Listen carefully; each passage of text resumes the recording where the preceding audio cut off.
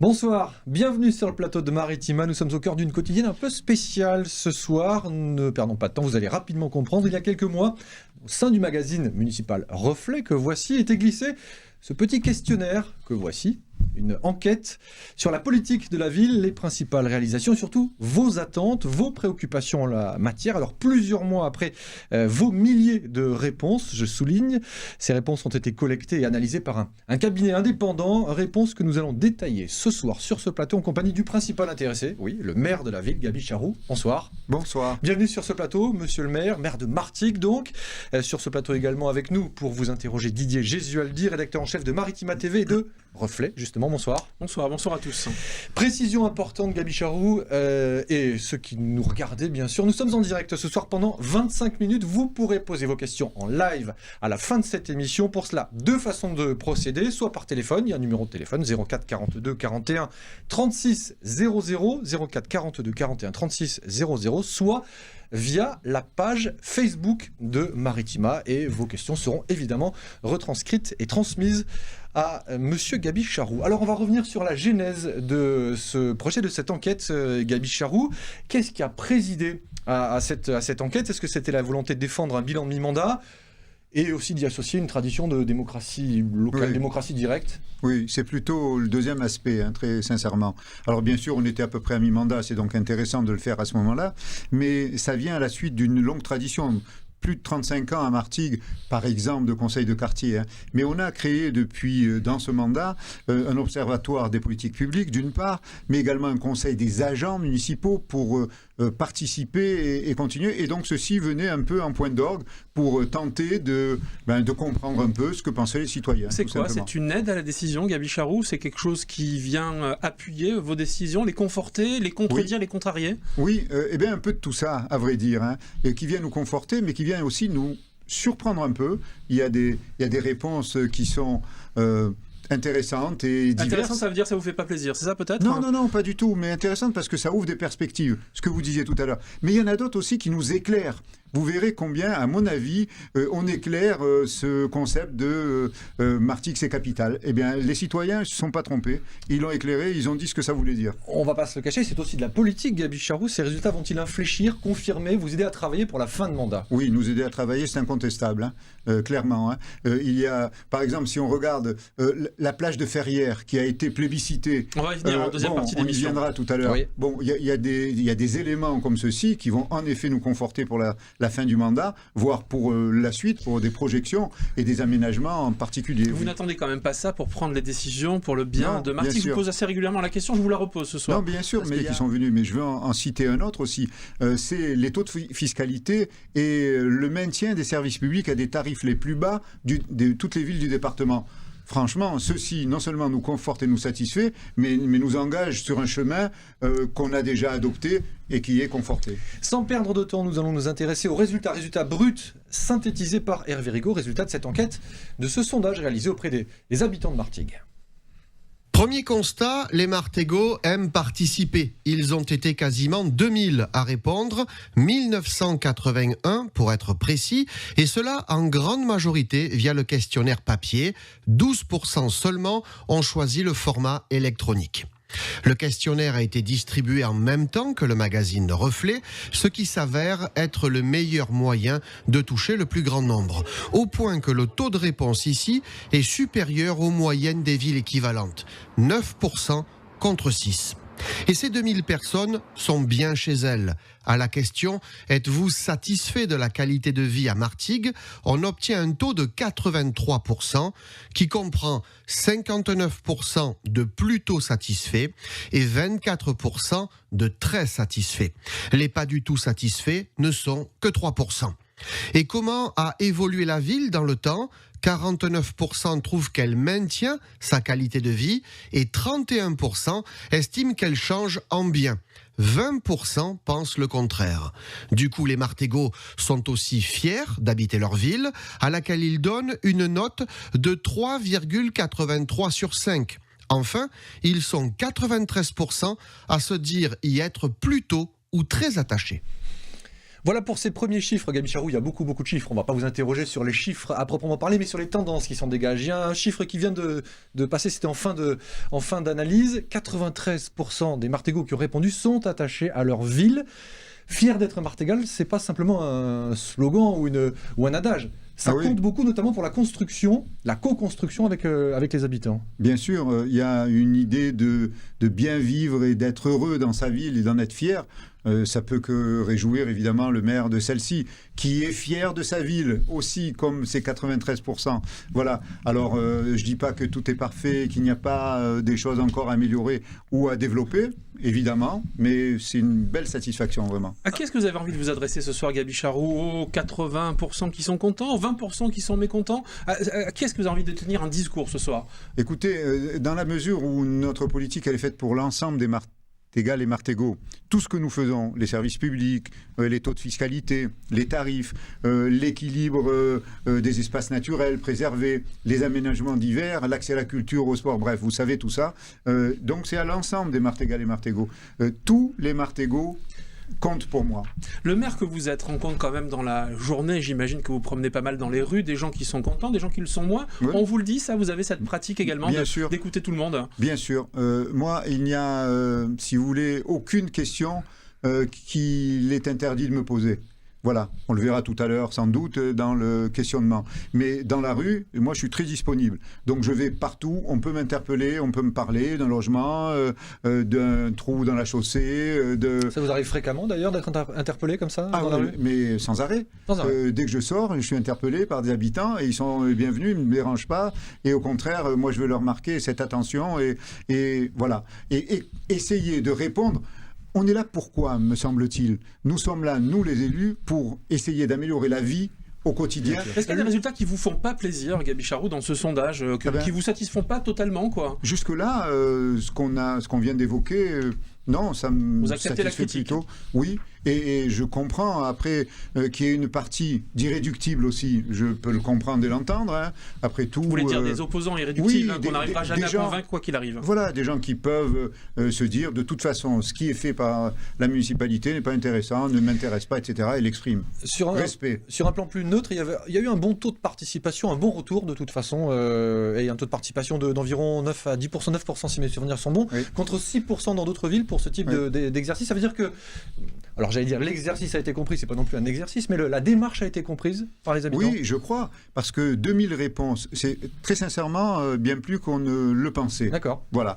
On a quelques références ailleurs. J'en ai un dernier d'éléments. C'est la métropole de Strasbourg, 430 000 habitants, je crois. Il y a eu 3300 réponses. Et en plus, on a plutôt tendance à dire qu'on n'est pas content en général plutôt que d'exprimer quand on est content. Donc il faut peut-être aussi en tenir compte également. Bon, ça crée forcément une forme de proximité avec vos administrés. Ah oui, moi, je veux être en proximité et dans la rue, chacun peut venir m'interpeller. Ou à mon bureau, dans lequel j'assure des permanences chaque semaine. Alors, vous n'aurez ce soir pas besoin de les interpeller puisque nous sommes allés les voir, ces Martégots. Quelques-uns d'entre eux, c'est évidemment pas exhaustif ni même représentatif. C'était des Martégots pris au hasard au marché de Jonquière. Voici quelques motifs de satisfaction parmi ceux des Martégots que nous avons, Martégal bien sûr, que nous avons rencontrés, que Fabienne Verpalen a rencontré sur le marché de Jonquière. C'est sûr qu'on est attaché à notre ville. C'est une ville qui est dynamique et il y a beaucoup de choses qui se font et à la fois pour les seniors et pour les jeunes. Point de vue transport, tout ça, c'est vraiment pratique. Hein. Je vois les bus et tout, ça, c'est le top. Hein. Je vois chez moi où j'habitais avant, même une ville de 15 000 habitants, il n'y a pas de bus, il y a des endroits. Hein. Il y a aussi beaucoup d'associations. Je pense que ça fait partie de la vie de la ville, ou la philosophie de la ville, et c'est une bonne chose. Les bus qui sont aussi pas chers, il y a tout, plein de choses, d'avantages par rapport à des autres villes, vraiment. Hein. Mon fils, grâce à la mairie de Martigues, il a pu partir en colonie toutes les années et découvrir ce qui se passait en dehors de Martigues, et pour pas très très cher. Je la trouve conviviale, accueillante, bienveillante envers les citoyens. Voilà. Qu'est-ce qu'il y a dans le mot bienveillant pour vous ? Justement, faire des témoignages comme le vôtre aujourd'hui, toujours être en quête de réponses aux questions que la ville se pose. Est-ce que les citoyens sont satisfaits? Voilà. Vous l'aurez vu, il fait aussi beau à Martigues. Le ciel était radieux ce jour-là. On va revenir évidemment à notre émission. Je soulève un point qui a été mis en avant par les personnes que nous avons rencontrées, notamment le tissu associatif. Alors je sais que vous êtes très très attaché à ce tissu associatif, il est riche et il est très actif. Et heureusement, parce que dans des associations, les porteurs de l'association, que ce soit les bénévoles, les dirigeants et même les gens qui viennent dans cette association, qui viennent s'associer, ils construisent leur ville, tout simplement. Vous savez que ce soit dans le domaine sportif, culturel, ce sont des relais. Ils contribuent à donner cette envie, je crois, qui transparaît dans les réponses des Martégal et Martégo aujourd'hui. Ils sont critiques, les Martégo, quand même. On le voit, là. Des fois, ils n'ont pas peur de dire ce qu'ils pensent. Bon, on va voir dans une deuxième partie d'émission qu'ils ont des critiques également à vous adresser. En tout cas, ils ont l'habitude de s'exprimer. Et ça, c'est peut-être une traduction que vous aimez, vous, en politique. Vous aimez qu'on vous dise quand ça va pas bien. Oui. Moi, je renonce à ce qu'on me confie un mandat et qu'on me dise « Tiens, voilà, on a voté pour toi et occupe-toi du reste ». Non, pas du tout. D'ailleurs, c'est une tradition dans cette ville. Depuis 35 ans, les conseils de quartier dans cette ville. Un peu plus même, c'était en 83. Oui, 35 ans. Voilà. Donc, il y a une tradition. Et peut-être qu'on retrouve un peu ça. Et ça colle peut-être aussi à la personnalité méditerranéenne. On a envie de dire, de faire, de rouspéter, de venir, mais de construire. Et c'est très positif. Ça colle à un tempérament aussi. 8 personnes sur 10 ayant répondu au sondage trouvent que la ville change en bien ou au minimum se maintient. Ça, c'est un vrai motif de satisfaction pour vous. Ça vient valider votre politique ? Oui, parce que dans un contexte compliqué aujourd'hui où beaucoup de valeurs s'effondrent, beaucoup de dispositifs, je vois dans des villes, même de notre importance, s'effondrent ou sont en recul. Nous, non seulement on maintient à près de 50%, mais encore on développe. Donc vraiment, là, il y a une satisfaction avec un passage obligé, Gabi Charroux, et vous le répétez assez régulièrement, il faut quand même en tenir compte. Les dotations de l'État ont baissé, la métropole vous contraint. Est-ce que vous allez encore avoir les manettes demain pour pouvoir justement continuer à infléchir cette politique ? Oui, heureusement que depuis 5 ans, on a pris des dispositions. Mais en 2019 et 2020, on aura encore une large possibilité d'investir et de développer notre ville. On avance dans cette émission parce qu'il y a encore beaucoup de choses à voir et à dire, monsieur le maire. L'enquête cherchait aussi à cerner les attentes, je l'ai dit, des Martégo, les domaines qui à leurs yeux revêtent le plus d'importance, les dossiers auxquels ils sont le plus attachés, et Hervé Rico a décortiqué pour nous, pour vous, ces résultats. En tête, impôts, sécurité et embellissement de la ville. Pour 65% des habitants, ce qui est capital à Martigues, c'est le maintien d'une fiscalité raisonnable et des tarifs peu élevés des services publics, comme par exemple les CIS à 10 € par an. Et ils sont même 90% à se dire attachés à ces services publics. À la seconde question, les services publics sont-ils plus développés que dans la moyenne des autres villes ? 25% répondent beaucoup plus développés et 62% un peu plus développé. Autre axe prioritaire pour 48% des Martégo, c'est le renforcement de la sécurité des biens et des personnes. Un thème devenu récurrent et qui, selon le cabinet d'études, dépasse largement le cadre des communes. Voir sa ville embellie compte pour 33% des répondants et le renforcement de son attractivité est important aux yeux de 33% d'entre eux. Au hit parade des réussites, les Martégo placent en tête la plage de Ferrières, le renforcement de la navette maritime et la candidature de l'étang de Berre à l'UNESCO. On viendra dans un deuxième temps aux attentes et aux satisfactions des Martégo. Ce qui les préoccupe, c'est la fiscalité, Gabi Charroux. Maintenir une fiscalité à un certain niveau, acceptable. C'est pas facile, je présume, par les temps qui courent et les baisses des dotations de l'État. C'était aussi votre priorité, l'une de vos priorités ? Oui, c'est une de nos priorités, à savoir les taux de la fiscalité et les tarifs publics.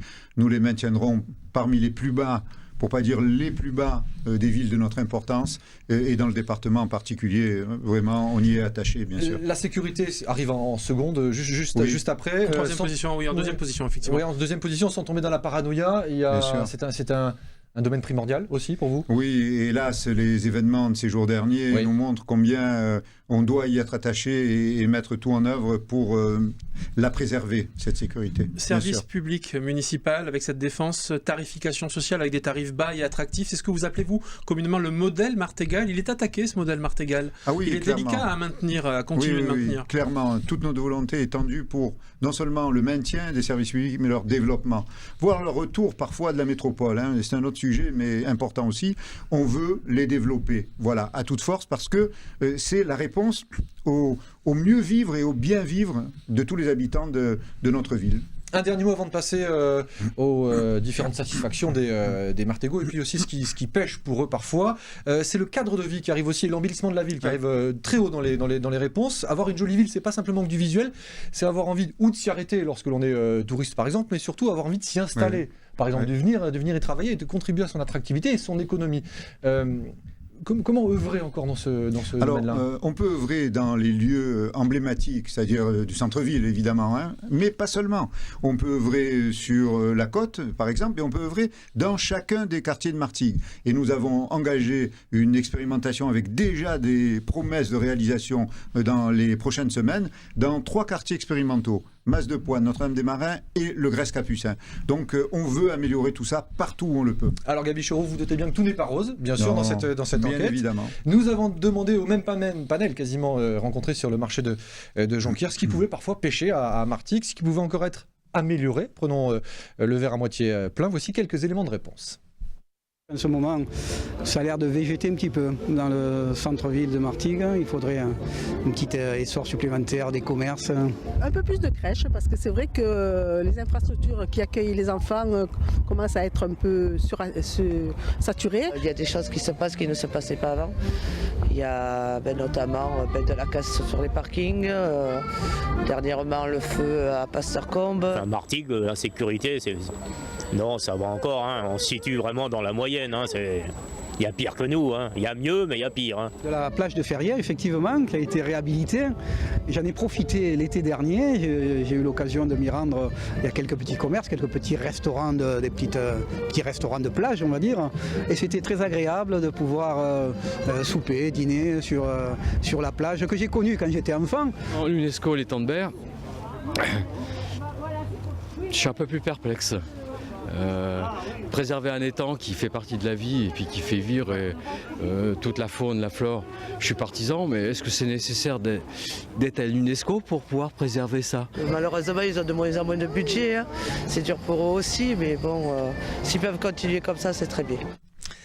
Gaby Charaud, ce qui revient en premier là encore, et souvent d'ailleurs, c'est une inquiétude autour du dynamisme du centre-ville. C'est pas un dossier nouveau. Non, il a raison ce monsieur. Vous devrez en tout cas, vous penchez sur le... On a un peu de à Martigues, c'est ce que vous trouvez ? Non, je crois pas. Alors, je crois que l'ancien chemin du commerce traditionnel est en train de s'achever, mais il n'est pas encore au bout tout à fait. Il va y avoir encore d'autres... concurrencés par les géants de l'Internet, c'est ça ? D'autres retraits.